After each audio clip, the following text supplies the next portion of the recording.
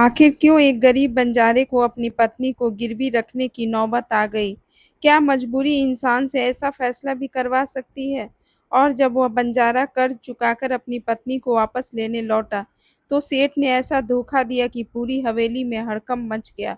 लेकिन तभी एक बूढ़ा फकीर वहां पहुंचा और उसने ऐसा न्याय किया कि वहां मौजूद हर व्यक्ति हैरान रह गया।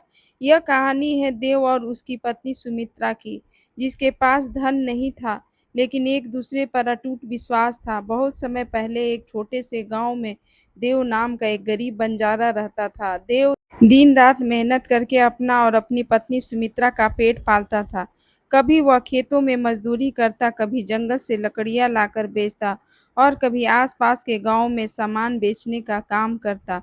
आमदनी बहुत कम थी, लेकिन देव ईमानदार था। वह किसी का हक नहीं मारता था और मेहनत की कमाई से ही घर चलाता था। उसकी पत्नी सुमित्रा भी बहुत समझदार और संतोषी थी। घर में चाहे कितना भी कम भोजन क्यों न हो, वह पहले देव को खिलाती और फिर खुद खाती।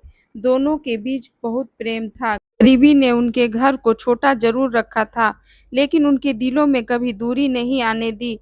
एक दिन शाम को देव बहुत थका हुआ घर लौटा। उसके चेहरे पर चिंता साफ दिखाई दे रही थी। सुमित्रा ने पानी का लोटा देते हुए पूछा, क्या हुआ?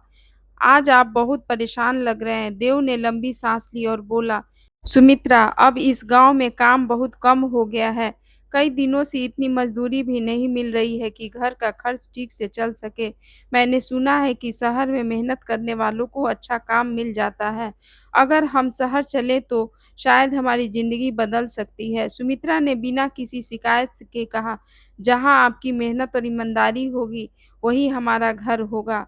आप जैसा ठीक समझे वैसा कीजिए। अगले ही दिन दोनों ने घर का थोड़ा-सा सामान बाँधा, एक छोटी-सी पोटली में कपड़े रखे, कुछ सूखा खाना लिया और भगवान का नाम लेकर शहर की ओर निकल पड़े।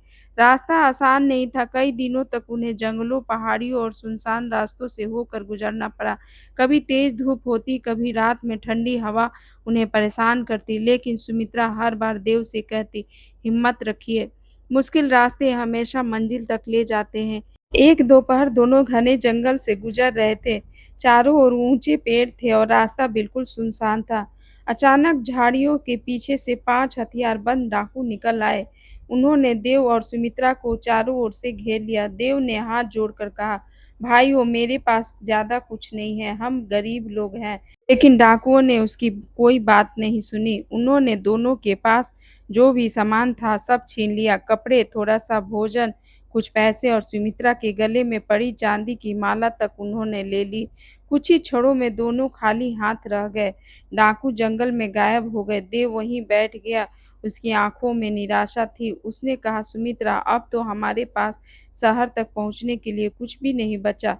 सुमित्रा ने उसका हाथ पकड़कर कहा, हमारे पास भगवान का नाम और एक दूसरे का साथ तो है। जब सब कुछ छिन जाए तब भी उम्मीद नहीं छोड़नी चाहिए। देव ने उसकी ओर देखा और उसके शब्दों से थोड़ी हिम्मत मिली।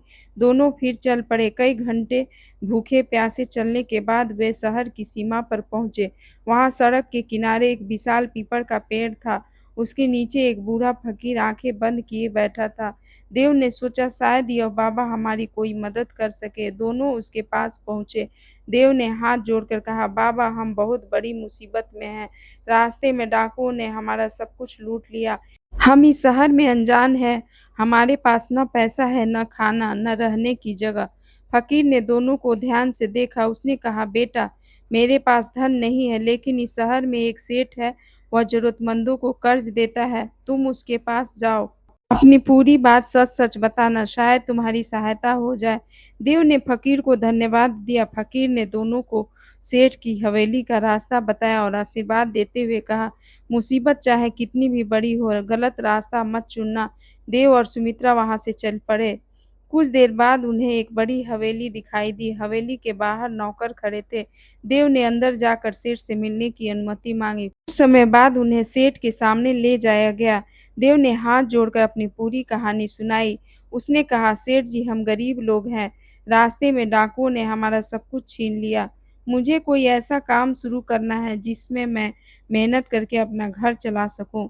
कृपया मुझे कुछ रुपए उधार दे दीजिए। मैं मेहनत करके आपका पूरा पैसा ब्याज सहित लौटा दूँगा। सेठ ने कहा, मैं पैसा दे सकता हूँ लेकिन बिना गिरवी के नहीं। देव चुप हो गया। उसने अपनी जेब टटोली, लेकिन उसमें कुछ नहीं था। सुमित्रा के पास भी कुछ नहीं था। देव ने मजबूरी में कहा, सेठ जी, हमारे पास गिरवी रखने के लिए कोई सामान नहीं है। अगर आप भरोसा करें तो मेरी पत्नी सुमित्रा को अपने घर में रोक लीजिए। मैं इसे अपना वचन मानकर काम करूँगा और जैसे ही आपका पैसा चुका दूँगा, अपनी पत्नी को वापस ले जाऊँगा। सुमित्रा ने पति की ओर देखा। उसकी आँखों में चिंता थी, लेकिन उसे देव की नीयत पर पूरा भरोसा था। सेठ ने कहा, ठीक है, मैं तुम्हें 500 रुपए देता हूँ। तुम पैसा चुका देना और अपनी पत्नी को वापस ले जाना। देव ने 500 रुपए लिए और सुमित्रा से कहा, तुम चिंता मत करना, मैं बहुत जल्द लौटूंगा। सुमित्रा ने कहा, मुझे आप पर पूरा विश्वास है, बस ईमानदारी से मेहनत कीजिएगा। देव वहां से चला गया। उसे क्या पता था कि उसकी मजबूरी का फायदा उठाने की योजना सेठ के मन में पहले से ही जन्म ले चुकी थी। सुमित्रा को हवेली में एक कमरा दिया गया। दिन बीतता गया, रात हुई। सुमित्रा भगवान के सामने बैठकर देव की सलामती की प्रार्थना करने लगी। उधर सेठ ने उसके प्रति अनुचित व्यवहार करने की कोशिश की। सुमित्रा ने स्पष्ट शब्दों में कहा, सेठ जी, मेरे पति ने आप पर विश्वास किया है। मैं यहाँ आपके पैसे की सुरक्षा के लिए नहीं, बल्कि एक मजबूरी के कारण रुकी हूँ। मेरे पति अपना वचन पूरा करके जरूर लौटेंगे। कृपया अपनी मर्यादा मत भूलिए। सेठ ने उसे डराने की कोशिश की, लेकिन सुमित्रा ने हिम्मत नहीं छोड़ी। उसने मन में कहा, मुझे अपने पति पर विश्वास है और मुझे भगवान पर भरोसा है। यह समय भी गुजर जाएगा। दूसरी ओर देव ने 500 रुपए से अनाज का छोटा सा व्यापार शुरू किया। वह सुबह सूरज निकलने से पहले उठ जाता, गाँव में जाता, किसानों से अनाज खरीदता और शहर में बाजार में बेचता।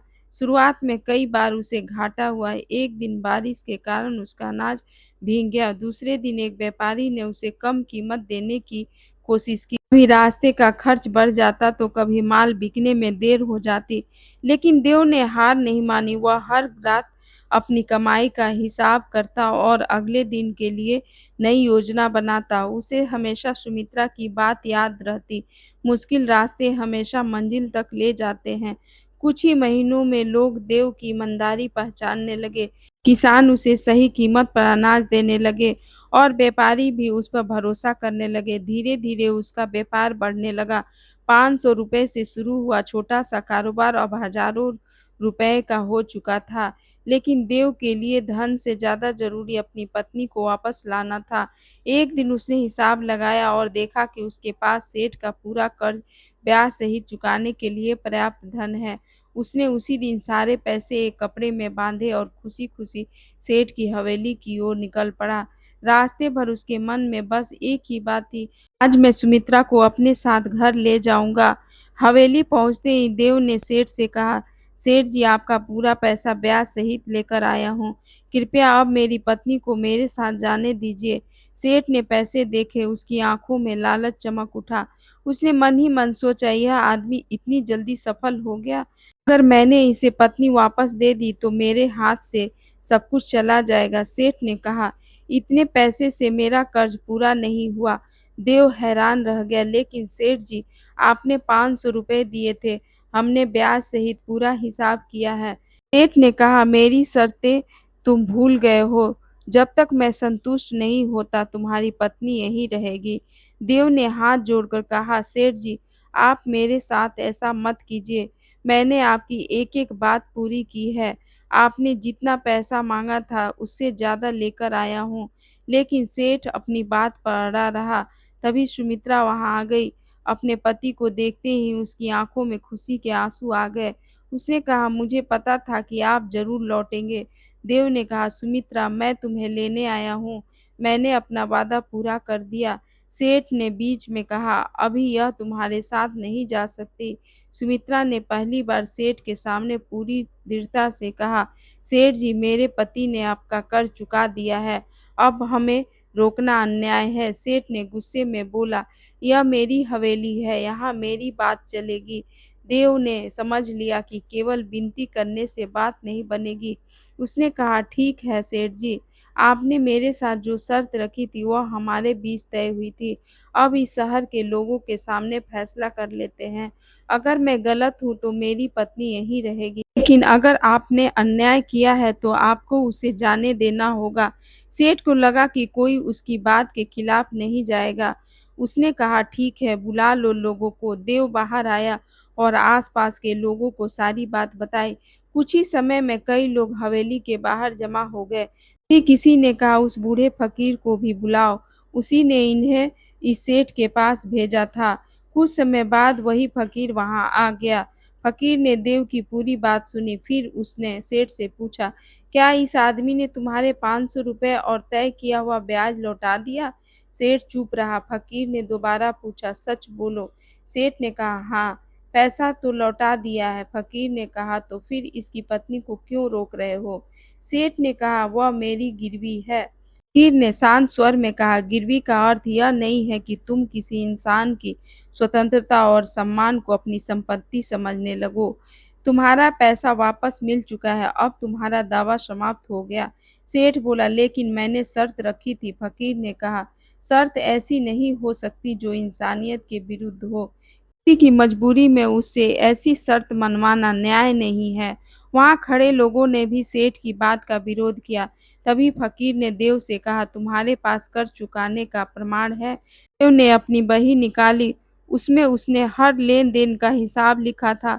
एक व्यापारी ने भी गवाही दी कि देव ने ईमानदारी से व्यापार किया था और उसने सेठ का पैसा ब्याज सहित चुकाया है। अब सेठ के पास कोई जवाब नहीं था। फकीर ने कहा, सेठ, तुमने धन दिया है और धन वापस मिल गया, लेकिन तुमने इस गरीब आदमी की मजबूरी का लाभ उठाने की कोशिश की। याद रखो, धन से बड़ा इंसान का सम्मान होता है। सेठ का सिर झुक गया। लोगों के सामने उसकी सच्चाई खुल चुकी थी। आखिरकार उसने सुमित्रा को जाने दिया। देव ने अपनी पत्नी को अपने पास बुलाया। दोनों की आंखों में आंसू थे। देव ने कहा, सुमित्रा, मुझे माफ कर देना। उस दिन मजबूरी में मैंने तुम्हें गिरवी रखने की बात कही थी। सुमित्रा ने उसका हाथ पकड़कर कहा, आपने मुझे किसी लालच में नहीं बल्कि हमारी जिंदगी बचाने की मजबूरी में वहां छोड़ा था। मुझे आप पर विश्वास था। मुझे पता था कि आप अपना वचन पूरा करके जरूर लौटेंगे। फकीर मुस्कुराया और बोला, यही विश्वास तुम्हारी सबसे बड़ी पूंजी है। देव और सुमित्रा ने फकीर के चरणों में सिर झुका दिया। देव ने कहा, बाबा, आपने दूसरी बार हमारी मदद की। पहली बार आपने हमें रास्ता दिखाया और दूसरी बार आपने हमारा न्याय किया। फकीर ने कहा, बेटा, मैंने केवल सच को सामने रखा है। न्याय मैंने नहीं किया, न्याय तुम्हारे कर्मों ने किया है। तुमने मेहनत की, अपनी बात निभाई और किसी का पैसा नहीं मारा। इसी कारण आज तुम्हारा सिर ऊंचा है। देव और सुमित्रा वहां से अपने घर की ओर चल पड़े। लेकिन रास्ते में देव ने देखा कि एक गरीब बूढ़ा आदमी सड़क के किनारे बैठा था। उसके पास खाने के लिए कुछ नहीं था। देव ने अपना भोजन निकाला और उसे दे दिया। सुमित्रा ने पूछा, आपने अपना खाना उसे क्यों दे दिया? देव मुस्कुराकर बोला, क्योंकि मैं जानता हूँ कि मजबूरी कैसी होती है। जिस दिन हमारे पास कुछ नहीं था, उस दिन किसी ने हमें रास्ता दिखाया था। आज भगवान ने हमें थोड़ा दिया है तो हमारा भी कर्तव्य है कि किसी जरूरतमंद की मदद करें। कुछ समय बाद देव का व्यापार और बढ़ गया, लेकिन धन आने के बाद भी उसके स्वभाव में कोई बदलाव नहीं आया। उसने गरीब लोगों को छोटे छोटे काम शुरू करने के लिए बिना लालच के मदद करनी शुरू कर दी। सुमित्रा भी जरूरतमंद स्त्रियों की सहायता करती। दोनों ने अपने जीवन का सबसे कठिन समय कभी नहीं भुलाया। दूसरी ओर सेठ की हवेली में सब कुछ होने के बावजूद उसके मन में शांति नहीं थी। शहर के लोगों ने उससे दूरी बनानी शुरू कर दी। धीरे धीरे उसे समझ में आया कि उसने धन तो बहुत कमाया, लेकिन विश्वास खो दिया। एक दिन वह उसी पीपल के पेड़ के नीचे बैठे फकीर के पास पहुंचा। उसने कहा, बाबा, मैंने बहुत बड़ी गलती की। मेरे पास धन था लेकिन इंसानियत नहीं थी। मैंने एक गरीब की मजबूरी का फायदा उठाने की कोशिश की। आज मेरे पास सब कुछ है, फिर भी मन शांत नहीं है। फकीर ने कहा, गलती समझ में आ जाना पहला कदम है, लेकिन केवल पछतावा काफ़ी नहीं। जिस इंसान के साथ अन्याय किया है उसे क्षमा माँगो और आगे किसी मजबूर व्यक्ति की मजबूरी का फ़ायदा मत उठाना। सेठ देव के पास गया। उसने हाथ जोड़कर कहा, देव, मैंने तुम्हारे साथ अन्याय किया। मुझे अपनी गलती का एहसास है, मुझे क्षमा कर दो। देव ने कुछ क्षण उसे देखा और कहा, सेठ जी, जिसने गलती स्वीकार कर ली उसे क्षमा करना ही उचित है। लेकिन एक बात याद रखें, किसी गरीब की मजबूरी को कभी उसकी कमजोरी मत समझिए। सेठ ने सिर झुका लिया। उस दिन के बाद उसने जरूरतमंद लोगों को उचित शर्तों पर सहायता देना शुरू किया। अब वह किसी की मजबूरी का फायदा नहीं उठाता था। देव और सुमित्रा का जीवन धीरे धीरे सुखी होने लगा। एक शाम दोनों उसी पीपल के पेड़ के नीचे पहुंचे जहां उनकी मुलाकात फकीर से हुई थी। लेकिन वहां फकीर नहीं था, केवल पेड़ के नीचे एक छोटी सी पोटली और एक कागज रखा था। देव ने कागज उठाकर पढ़ा। उसमें लिखा था, जिस दिन इंसान अपने दुख से सीखकर दूसरे के दुख को समझने लगे, उसी दिन उसका जीवन सफल हो जाता है। अपने विश्वास को संभाल कर रखना, क्योंकि धन खोकर इंसान भी धन कमा सकता है, लेकिन विश्वास खोकर सब कुछ खो देता है। देव और सुमित्रा ने उस कागज को अपने पास रख लिया। दोनों ने आसमान की ओर देखा और भगवान को धन्यवाद दिया। उस दिन उन्हें समझ में आया कि उनकी सबसे बड़ी दौलत 500 रुपये नहीं थी, न ही बाद में कमाया गया धन। उनकी सबसे बड़ी दौलत थी एक दूसरे पर विश्वास, कठिन समय में धैर्य और मेहनत करने का साहस। और यही इस कहानी की सबसे बड़ी सीख है। मुसीबत चाहे कितनी भी बड़ी हो, इंसान को अपना ईमान और हिम्मत नहीं छोड़नी चाहिए। किसी की मजबूरी का फ़ायदा उठाना सबसे बड़ा अन्याय है, जबकि सच्ची मदद वह है जिसमें सामने वाले का सम्मान सुरक्षित रहे। धन से इंसान अमीर हो सकता है, लेकिन सच्चाई, विश्वास और अच्छे कर्म ही उसे वास्तव में महान बनाते हैं। अगर आपको देव और सुमित्रा की यह कहानी अच्छी लगी हो तो याद रखिए, जब जीवन में रास्ते बंद दिखाई दे, तब भी उम्मीद का एक दरवाज़ा ज़रूर खुला रहता है। बस ज़रूरत है हिम्मत बनाए रखने की, मेहनत करते रहने की और सही समय पर सही रास्ता चुनने की।